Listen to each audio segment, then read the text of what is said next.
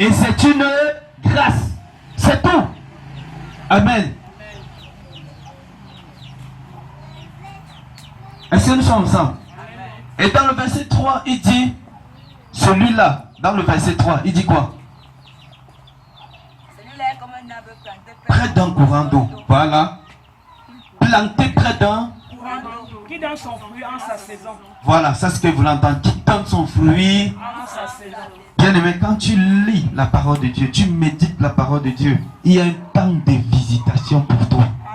Où Dieu va te dire que le verset, si que tu avais lu, c'est ton verset. Il te donne la révélation du verset et tu commences à vivre le verset là. Amen. Aucun verset ne prend vie dans ta vie que si tu n'es la révélation. Amen. Tu vas beau lire, mais si tu n'as pas compris la révélation, ça ne va pas impacter ta vie et tu ne vivras pas cela. Le Seigneur dit ceci dans Jean 6:33. Les paroles que je vous ai dites sont esprit et vie. Et c'est ce qui vivifie en vous. Amen. Esprit d'abord et puis vie. C'est-à-dire quand tu lis la parole, c'est spirituel. Ça impacte ta vie, ça impacte ton âme, ça impacte ton esprit. Et plus tard, ça devient une vie en toi. Amen. Mais si tu n'as pas compris, tu seras le serviteur qui va toujours rester sur place. 5e étape sur les 10 conseils, une vie de consécration. Il faut également se former. Amen. 2 Timothée 3, verset 16. Quand il parle de se former, tout le monde pense à l'école biblique directement. Lisons 2 Timothée 3, verset 16. On va voir ce que Dieu nous dit là-bas comme formation. Parce que dès qu'on entend se former, allez. Je ne dis pas que l'école biblique est mauvaise. Elle n'est pas du tout mauvaise. C'est une très bonne chose parce que ils sont tous inspirés de Dieu. Amen. Tous ceux qui ouvrent des écoles bibliques, c'est Dieu qui les a inspirés ça. D'ailleurs, quand nous voyons ce que Dieu fait au travers eux, des enseignements que nous recevons, c'est très très bénissant. Amen. Mais maintenant, la mauvaise chose, c'est celui qui part à l'école biblique. Il part dans quelle pensée? De quelle manière? Parce qu'il y a ceux qui vont à l'école biblique juste pour obtenir le diplôme et non la connaissance pour bâtir le peuple de Dieu. Lis ma soeur. 2 Timothée 3, le verset 16, il est écrit. Ah, Toute écriture est inspirée de Dieu alléluia. et utile pour enseigner, Mhm. pour convaincre, Voilà. pour corriger, Ah, pour instruire dans la justice. verset 17. Verset 17, afin que l'homme de Dieu soit accompli et propre à toute bonne œuvre. Alléluia. Amen. Se fait former. Quand tu lis ça, tu vois que la formation vient de qui? Dieu lui-même. Dieu lui-même te forme. Lui, c'est quelqu'un avec papa Jésus, c'est que lui ne déforme pas, lui il forme. Mais si tu veux plutôt informer, non, il va seulement t'informer. Et tu vas rester dans l'informel. Mais si tu vas être formé, il va te former sans te déformer. Amen. C'est pourquoi on dit que si tu es bien formé par Dieu, tu pourras aussi reformer. Mais si tu n'as pas été bien informé, tu vas finalement aller déformer. Alléluia. Est-ce que nous sommes donc ensemble?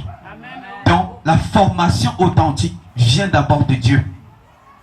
C'est ta relation personnelle, ta méditation personnelle avec Dieu. Tes expériences de vie avec le Seigneur qui fait de toi d'abord un serviteur. Ce n'est pas le diplôme qu'on va chercher à l'école. Beaucoup vont à l'école parce qu'on veut un diplôme. Tu es pasteur, voilà mon diplôme. J'ai fait la formation, je suis docteur, j'ai fait la plus grande école biblique d'Afrique, du monde entier. C'est très beau. Mais je vais vous dire une chose qui va me surprendre, qui va vous surprendre ensemble. Je ne donne pas son nom. Il y a un docteur à Radio Bonne Nouvelle. Avec son titre de docteur, on lui avait dit un jour qu'est-ce que la nouvelle naissance. Il n'a pas pu expliquer. Mais c'est un docteur. Parce qu'il avait expliqué, j'étais dépassé. Et que j'ai dit, il est docteur. Amen. Donc son doctorat a été mis en cause. Voilà. J'ai d'abord cru que peut-être c'était un docteur en médecine. Pas en parole de Dieu. Gloire à Dieu. Est-ce qu'on peut avancer? 6e étape, on va parler de donner ton temps. Un serviteur de Dieu donne son temps à Dieu. Les gens ont trop de raisons. Ecclésiaste 3, verset 1 à 9, que nous allons juste noter sans lire parce qu'on connaît là-bas, ça dit un temps pour tout. Amen. Mais on va lire 2 Timothée 2, comme ils sont dans le livre de Timothée. 2 Timothée 2, verset 22 à 24. 2 Timothée 2, verset 22 à 24. 2 Timothée 2, verset 22 à 24, il est écrit Yes. Fuis les passions de la jeunesse Uh-huh. et recherche la justice, Yes. la foi, Uh-huh. la charité, Uh-huh. la paix avec ceux qui invoquent le Seigneur d'un cœur pur. Avec ceux qui invoquent le Seigneur d'un cœur pur. Très important. Repousse la discussion folle et inutile, Uh-huh. sachant qu'elles font naître des querelles. Uh-huh. Or, il ne faut pas qu'un serviteur du Seigneur ait des querelles. Mhm. Il doit au contraire avoir de la condescendance pour tous, être propre à enseigner, doué de patience. Amen. Amen. Vous voyez un peu tout le caractérisme que Dieu donne ici. Il faut donner son temps à Dieu. Amen. Amen. Je dis, quand on voit ici, on dit fuir les passions de la jeunesse. Ce n'est pas un jour. Ce n'est pas en un jour que tu vas fuir. Il te faut du temps. Donne ton temps à Dieu. Le passage de quelqu'un. Amen. Alléluia. Oh, gloire à Dieu. Gloire à Dieu. Alléluia. Donc, bien aimé, fuis les passions de la jeunesse. Et recherche quoi? La justice. La justice de qui? De Dieu. Alléluia. Amen. Amen. Nous pouvions prendre tout notre temps pour rechercher la justice de Dieu. Allez, on va voir des serviteurs. Oh, je suis appelé à plein temps, mais tous les jours, matin, midi, soir, on est sur la télé. On commence à voir Chelsea. On voit, oh, ballon. Gars, dis donc, on prend le guidon. C'est Chelsea qui joue aujourd'hui. Il est comme ça à plein temps. Il n'est pas lui là dans la prière. Frère, oh, papa, vraiment, on appelle. Oui, allô? Vraiment, j'ai tel problème. Oui, on va prier, on va prier. Je vais mettre ça dans la prière. Il voit la télé jusqu'à 2h, 3h. Il ne prie pas. Le lendemain, quand on appelle, oh papa, Dieu est exaucé. Oh Dieu merveilleux. Tu vois, je t'ai dit, j'ai prié beaucoup pour toi. Il manque même. Il sait qu'il n'avait pas prié. Il joue à la ruse. Au lieu de donner la gloire à Dieu, dit que ma soeur, comme tu vois, elle n'avait même pas prié. Dieu a ses mains. Peut-être quand tu m'as dit là, Dieu a fait grâce et puis t'a exaucé. Amen. Mais il faut donner son temps à Dieu. Amen. Parce que le temps ne nous a... Vous savez que 2h40 c'est la dîme du temps, non? Une journée à 24, donc 2h40 minutes c'est la dîme du temps. Donc, la Bible dit dans, je crois c'est Marc 14, verset 38, que vous n'avez même pas pu veiller 1 heure. Donc au moins tu as 1 heure de prière au minimum que tu vas donner à Dieu et 1h40 minutes au moins pour lire, méditer et évangéliser par jour. Est-ce que nous sommes ensemble? Amen. Donc il faut donner son temps à Dieu. Malheureusement, beaucoup de serviteurs ne le font pas. Septième point sur les 10 conseils. Avoir une vie cohérente. Quand on parle d'une vie cohérente, c'est-à-dire une vie qui a trait à ton Créateur, une vie qui a trait à Christ, dont tu sais. Il doit être ton modèle. Une vie cohérente. Amen. Romains 12, verset 1 à 2. Et Romains 8, verset 19. J'aime les deux passages ici. Parce que Romains 12, verset 1 à 2, si quelqu'un comprend ça, il a compris le centre du christianisme. Et c'est là que tout commence. Et c'est là que tout se gâte. Alléluia. Que tu sois serviteur ou chrétien, si tu n'as pas compris Romains 12, verset 1 et 2, tu n'as pas encore traversé. Tu vas rester enfant, tu ne seras jamais fils. Ou ami. Je ne parle pas des étapes de la croissance spirituelle. Oui. Romains 12, le verset 1 à 2, il est écrit Je vous exhorte donc, frères, par les compassions de Dieu, à offrir vos corps comme un sacrifice vivant, saint, agréable à Dieu, ce qui sera de votre part un culte raisonnable. Amen. Amen. Gloire à Dieu. Verset 2. Verset 2. Ne vous conformez pas au siècle présent, mais soyez transformés par le renouvellement de l'intelligence, afin que vous discerniez quelle est la volonté de Dieu, ce qui est bon, agréable et parfait. Amen. Amen. La première chose, l'apôtre Paul nous dit dans les épîtres aux Romains, je vous exhorte. Le mot exhorter est dans le sens de je vous encourage par les compassions de Dieu, par l'amour de Dieu, à offrir vos corps comme un sacrifice vivant. C'est-à-dire tu vis, mais ce n'est plus pour toi que tu vis, c'est pour Christ que tu vis. Qui accepte qu'il vit pour Christ? On dit de bouche on vit pour Christ, mais dans le fait montre qu'on ne vit pas pour Christ. Je suis chrétien, j'ai donné ma vie à Jésus. Donne alors ta maison juste pour la cellule. C'est ma maison. Vous dites maman. Quand tu es chrétien, quelque chose t'appartient encore. Amen. C'est ma maison. Amen. On te dit, vraiment on a besoin d'argent pour l'œuvre de Dieu. Mon argent, il manque seulement 100 000 pour que j'atteigne 1 million. Si j'enlève encore 100 000, je vais prendre 200 000. Qui t'a d'abord donné l'argent là? Tu crois que c'est toi qui as fait tes efforts pour avoir ça?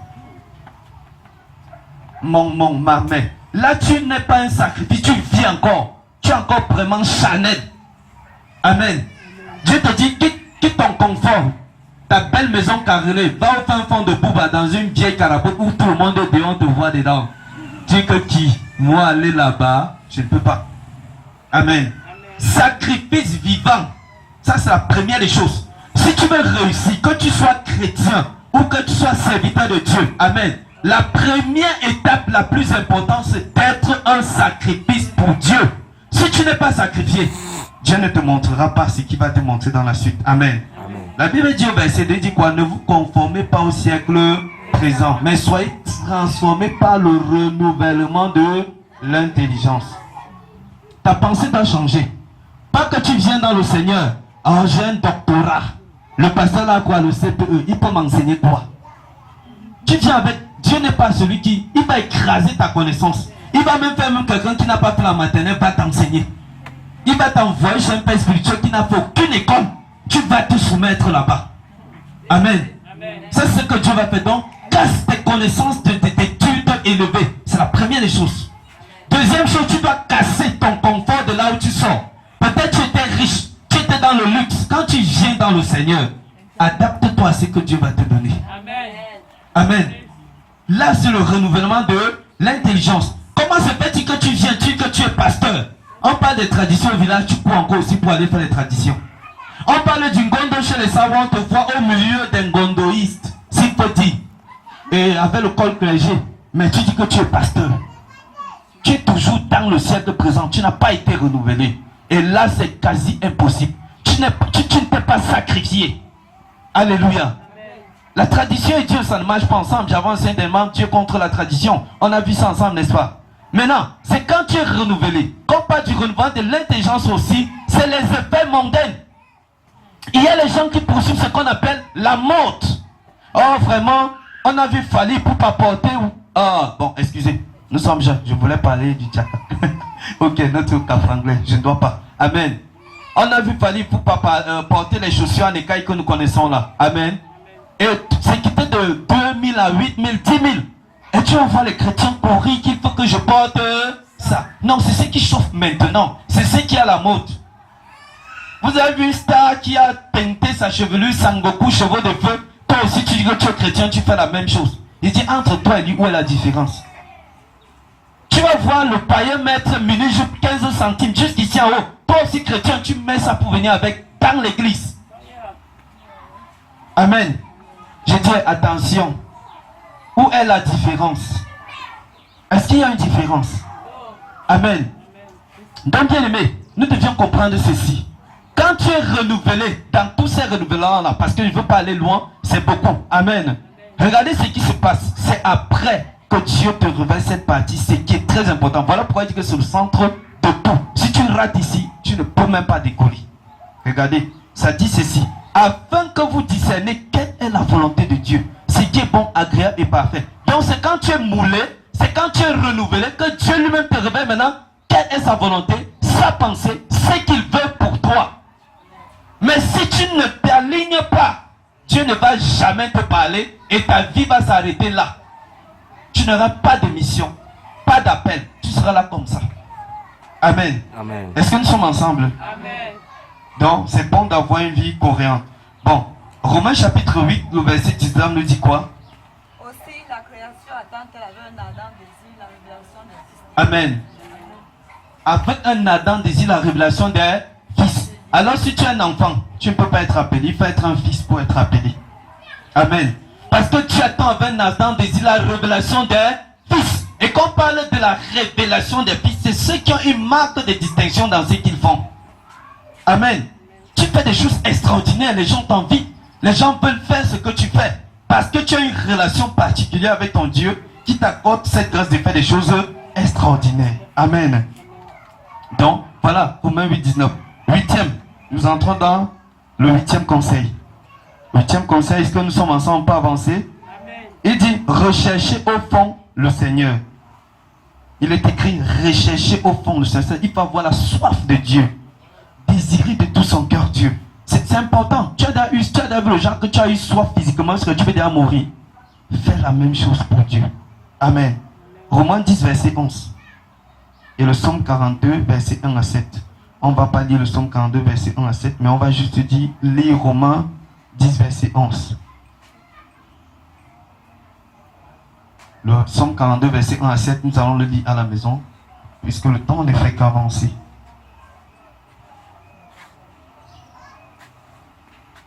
Romains 10, verset 11, je lis au nom de Jésus. Amen. Quiconque croit en lui ne sera point confus. Amen. Quiconque croit en lui ne sera point comment? Confus. Si tu crois au Seigneur, tu as soif de Dieu, tu es entièrement, totalement pour Dieu, tu ne seras jamais dans la confusion. Ça, c'est l'avantage de tous ceux qui sont appelés pour servir Dieu. Amen. 9e, il est écrit, collaborer avec ceux qui ont le même appel, le même type d'appel. Amos 3, verset 3. Collaborer avec ceux qui ont le même type d'appel, c'est très important. Amos 3, verset 3 nous dit quoi? Amos 3, verset 3. Amos 3, verset 3, il est écrit, deux hommes marchent-ils ensemble sans en être convenus? Deux hommes marchent-ils ensemble sans en être convenus? Parce que imagine par exemple, je suis appelé comme évangéliste, hein? Et tu es appelé comme prophète. Tu vas voir qu'on va se discuter tout le temps parce qu'on ne s'entend pas. Ce que toi tu fais, moi je ne sais pas le même office. Quand tu aurais, parce que les prophètes sont les gens qui prient beaucoup plus que tout le reste du corps. Parce qu'un prophète reçoit de Dieu, il est toujours entre lui connecté à Dieu et le peuple. Il est fréquemment dans la présence de Dieu. Amen. Tu vas voir qu'un prophète tape 10 heures. Toi, un évangile, tu as 5 heures de prière, 6 heures de prière. Lui, il a 10 heures de prière. Et tu vas commencer à dire, toi, tu es toujours dans le jeûne, dans la prière. Non. Vous n'allez pas vous entendre parce que tu n'êtes pas dans le même type d'office. Tu vas voir un pasteur. Le pasteur ne s'entend pas avec l'évangéliste facilement. Ou alors, avec... non, les pasteurs s'entendent beaucoup plus avec les enseignants. Les enseignants ne s'entendent pas avec les évangélistes. Parce que l'enseignant pour lui c'est que non, ce que tu dois connaître c'est la parole, c'est l'enseignement de la parole qui t'amène au ciel. Mais il oublie que si l'évangile n'avait pas dit donne ta vie à Jésus, il allait prêcher, il allait enseigner qui? Les bancs. Amen. C'est ça, il ne peut pas s'entendre. Parce que lui, quand tu regardes un évangéliste, lui il est beaucoup plus dans l'appel, dehors, donne ta vie à Jésus, répands-toi, viens dans le Seigneur. Amen. Et regardez un peu. Quand quelqu'un est typiquement évangéliste, il ne peut pas garder une église. Est-ce que vous savez ça? Parce que lui, dès qu'il te voit fumer, pécheur, tu pars, 10 autres vont venir. C'est ça un évangéliste.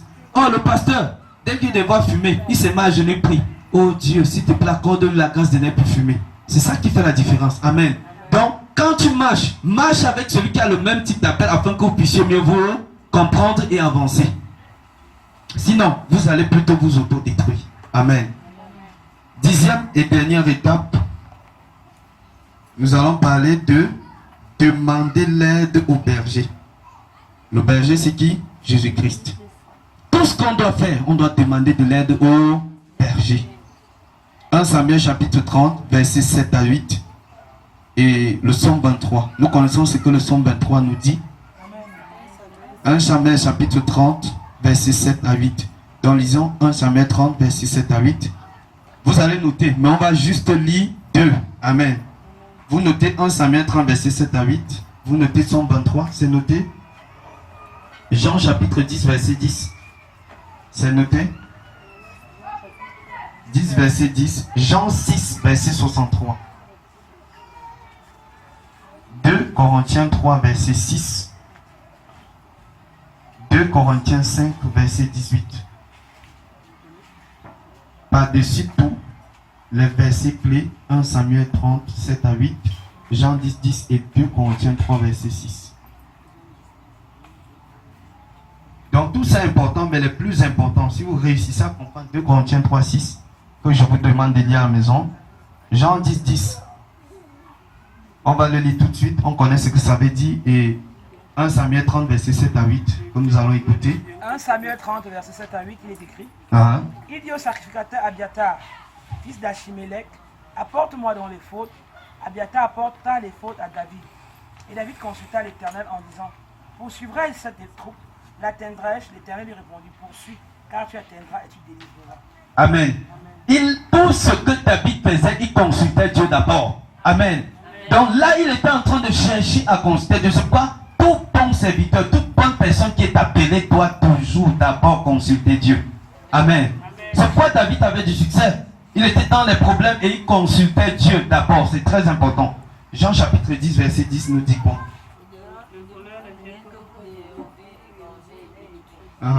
Et la suite?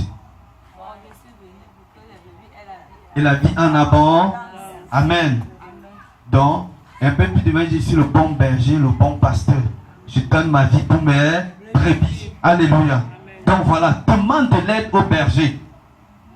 C'est pourquoi le 123, il commence par dire, l'Éternel est mon berger, je ne manquerai de rien. Mais par la suite, il dit, il me conduit dans mon vert pâturage. Donc si tu ne veux pas manquer, accepte d'être conduit dans ton vert pâturage. Et les gens qui prient, Dieu dit, quitte l'église apostolique pour l'évangile, qui moi Seigneur? Je quitte l'église apostolique, pourquoi? Tous mes amis sont ici, mes parents ont cru ici, je quitte pourquoi? Mais tu dis quand même qu'il est ton berger. Maintenant quand il va alors te guider comme le berger là, tu refuses, tu deviens ton propre berger.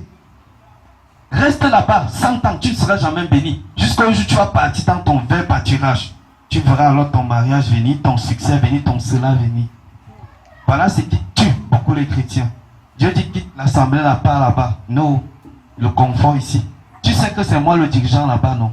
Seigneur, tu sais que je suis en train d'église là-bas. Si pas ailleurs, est-ce qu'on va encore, j'aurai encore le titre là? Reste. Reste. Voilà. Les raisons. Reste donc. Le 123 va traiter avec toi. Amen. Vaut mieux obéir au Saint-Esprit que d'obéir aux hommes. Maman Mireille, lis-nous 2 Corinthiens 3, verset 6. J'aimerais bien un peu qu'on comprenne ce que ça explique. C'est très important et très profond là-bas. 2 Corinthiens 3, verset 6, il est écrit. Il nous a aussi rendus capables d'être ministres d'une nouvelle alliance, non de la lettre, oui, mais de l'esprit, yes. Car la lettre tue, mais l'esprit vivifie. Alléluia. La lettre fait comment? Mais l'esprit vivifie. Voilà.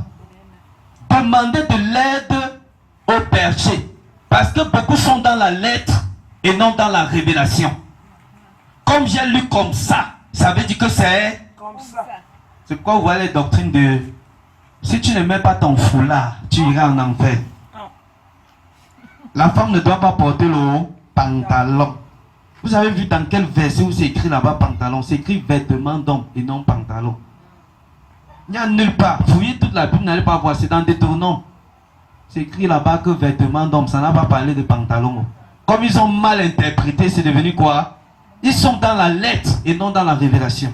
La lettre tue, mais l'esprit fait comment? Vivifie. Quittons dans la lettre, entrons dans la révélation des Saintes Écritures.